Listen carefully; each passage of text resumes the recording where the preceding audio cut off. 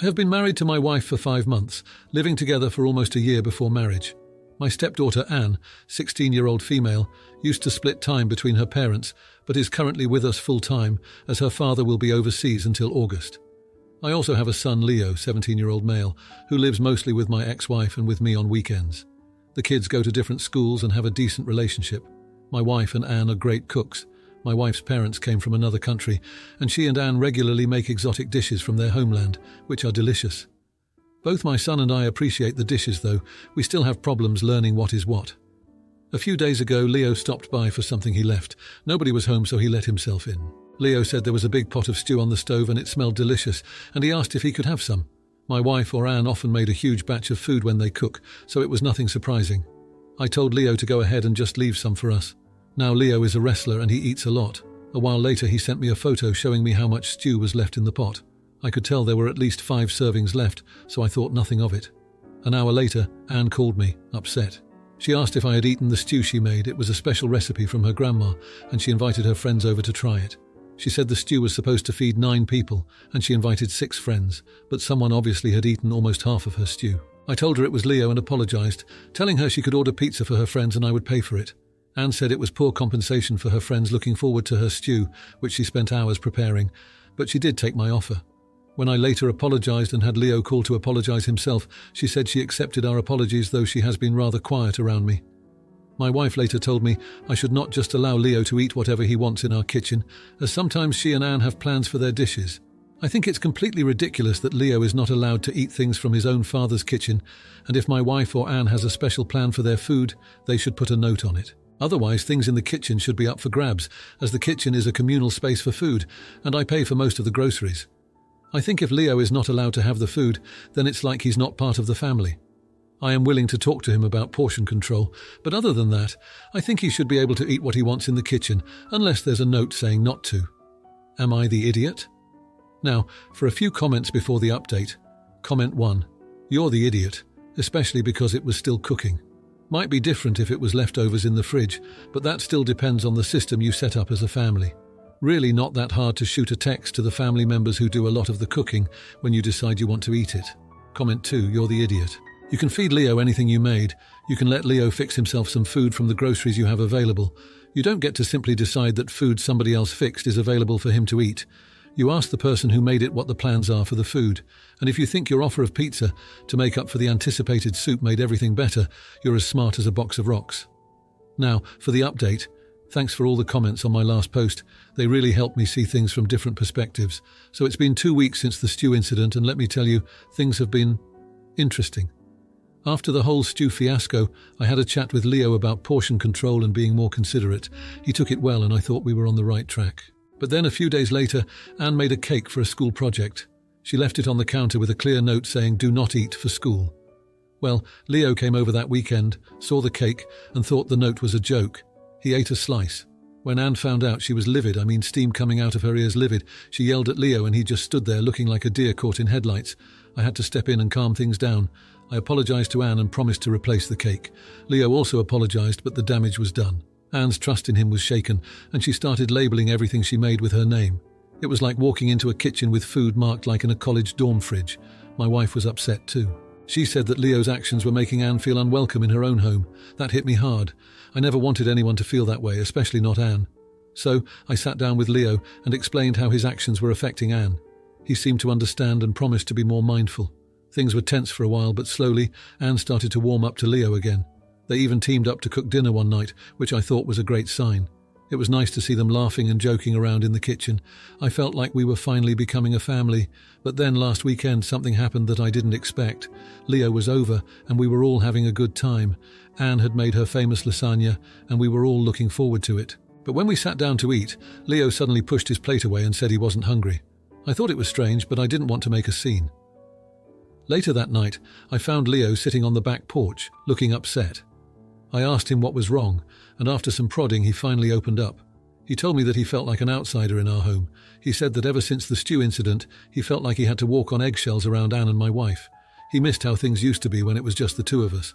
I was taken aback. I had been so focused on making sure Anne felt included that I hadn't realized how Leo was feeling. I felt like a failure as a dad. I hugged him and apologized. We talked for a long time and I promised to make things right. The next day I talked to my wife and Anne. I told them how Leo was feeling, and to my surprise they were both understanding. Anne even apologised to Leo for overreacting about the cake. We all agreed to work on our communication and make sure everyone felt included and respected. Things have been better since then. We've started having family meetings to discuss the week's meals and any special food plans. It's helped prevent any more food-related misunderstandings. But here's the twist. Last night, Anne came to me with a sheepish look on her face. She confessed that she had eaten some of Leo's leftover pizza a few weeks ago, thinking it was up for grabs. She felt guilty after seeing how everything unfolded and wanted to come clean. Leo just laughed it off, saying it was no big deal. It was a small moment, but it felt like a huge step forward for our blended family. So yeah, it's been a roller coaster of emotions these past 2 weeks, but I think we're finally learning how to live together as a family. And who knows, maybe one day we'll look back at the great stew incident and laugh. Now for the comments. Comment 1. Hey there. Navigating a blended family can be like walking through a minefield with a blindfold on, huh? I get where you're coming from. You want Leo to feel at home. But it's also important to respect Anne's space and her special things. Maybe a family chat about kitchen rules could help everyone feel heard and respected. You're not the bad guy for wanting your son to feel welcome, but it's all about finding that balance. Comment 2. I'm curious, have you thought about setting up a schedule for family meals where everyone can contribute? It might help Leo feel more included and give Anne a chance to showcase her cooking. Plus, it's a great way for everyone to bond. Communication is key in blended families, so keep those lines open and keep working at it. Now for the next story. Last Saturday, my daughter, who is 3 years old, my mum, and I went to the neighbouring town for a day of shopping. It is currently summer in my country, and where we live it gets really hot. After watching a movie, we are walking back to my car, which is parked in the sun on the roof car park. We come across an old friend of my mum's who lives in the same town, and they start talking. I politely stand in the hot sun with my daughter for 10 minutes, listening to them talk. My daughter starts fidgeting and getting grumpy. I realise that she is overheating and needs to get in the shade. I tell my mum that we have to get my daughter into the shade and ask if she can chat with her friend at home. My mum snaps at me, telling me that I need to teach my daughter to be patient and respectful when adults are speaking. This was the story of my entire childhood. My mum is very inconsiderate of me and my siblings' needs. Whenever she would run into a friend, she would make us wait in a hot car or in the heat while she chats to them for 30 minutes. When we were on long car rides and needed to pee, she would make us wait until we got to our destination. I remember peeing myself a couple of times because of this, and she would scold me for peeing myself on purpose. I remember going the entire day without food, besides breakfast, if we were out running errands. She would refuse to take us home and feed us or buy us food to eat. She would spend hours on the phone talking to her friends and ignoring us kids. If we dared to ask her for something, she would snap at us to leave her alone and complain about how she never gets time to herself. The conversation and her comments made me really angry. I promptly took my daughter to the car and started driving out of the parking lot. I stopped by my mum and told her I was taking my daughter home now, and she could either come with us now or find another way home. She laughed at me and told me to stop being dramatic and that she would take as long as she needed with her friend. I think she thought I was bluffing and would pull over and wait for her. Instead, I drove off without her and got a call 20 minutes later asking where I was. I told her I was on my way home and for her to find another ride. I didn't listen to the rest and hung up on her. I received a text from her that night saying how I disrespected her and left her stranded. Her friend left before she realised I was gone and didn't answer the phone while driving. I told my mum that I wasn't going to let my kid pass out from heat exhaustion just because she wanted to chat for an hour. I also brought up the previous incidents and told her that she needs to consider other people's needs over her wants. We had a big argument, and she said I crossed a big line by leaving her stranded, even if the other stuff was true.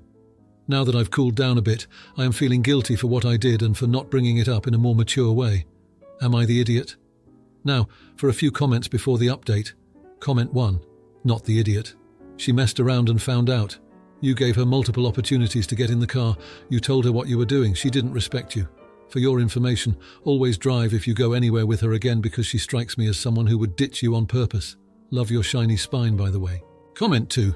Not the idiot. Your mother is hurtful as hell and I'd go no contact with her and start seeing a therapist. I feel like the nonchalant way you described her actions means you don't see the abuse for what it is.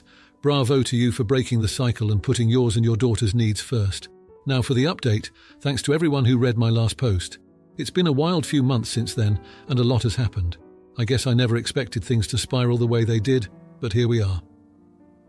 After the incident with my mum, things were tense for a while. We didn't talk for a couple of weeks, which was both a relief and a source of stress. I kept replaying the argument in my head, wondering if I had been too harsh. But then I'd remember my daughter's red, sweaty face, and I'd harden again. It was a cycle of guilt and justification that kept me up at night. Eventually, my mum reached out. She wanted to see her granddaughter, and I couldn't deny her that. We met up at a local park, a neutral ground of sorts. It was awkward at first, but seeing my daughter run towards her with open arms melted some of the ice. We talked, really talked, for the first time in years. She apologized for the parking lot incident and even acknowledged that she hadn't always considered our needs growing up. It felt like a breakthrough, and for a moment I thought we could turn a new leaf. Over the next few weeks, we started rebuilding our relationship. She made an effort to be more considerate, asking about our plans and making sure my daughter's needs were met when we were together. It was nice having my mum around and not feeling like I was on edge all the time.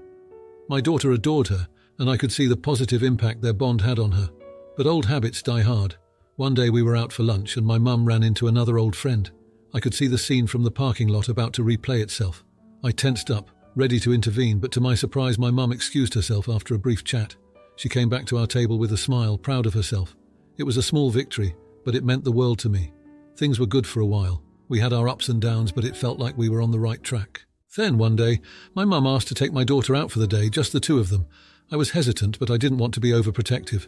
I said yes, reminding her to keep my daughter hydrated and not to stay out in the sun too long. Hours passed, and I didn't hear from them. I tried calling, but my mum's phone went straight to voicemail. Panic set in. I drove to all the places they might be, my heart racing with every empty playground and cafe I passed. Finally, I got a call. It was the hospital. They had been at a street fair and my mum had run into yet another friend. Lost in conversation, she hadn't noticed my daughter wander off. By the time she did, my daughter was found passed out from heat exhaustion. She was okay, the doctors assured me, but it was a close call. I was furious and heartbroken. All the progress we'd made seemed to crumble in an instant. My mum was apologetic, but it wasn't enough. I couldn't trust her anymore, not when it came to my daughter's safety. We've barely spoken since then. I can't bring myself to forgive her, not yet, maybe not ever. It's a sad resolution to what I hoped would be a new chapter for us. But my daughter's well-being comes first, and I can't compromise on that. So that's where we are now. It's been a journey of highs and lows, of hope and disappointment. I've learned that some patterns are hard to break and that sometimes protecting your child means making tough decisions about who you let into their lives. It's not the update I hope to give, but it's the truth of where we stand. Now, for the comments. Comment 1. Oh honey, your mum's got the patience of a toddler on a sugar crash. Next time pack a portable fan and a spray bottle. Keep your kiddo cool and maybe spritz your mum when she gets heated. Priorities, right? Your little one's comfort trumps an old chinwag any day. Comment 2. I hear you, it's tough when history repeats itself. You're not just a bystander anymore, you're a parent protecting your cub. Trust that gut feeling and don't let guilt trip you. You're doing what's best for your daughter and that's what counts. Stay strong. If you like this video, you'll probably like these too. Also, while you're here, please consider subscribing. It's your support that keeps this channel alive and allows me to make better and longer videos. Have a great day.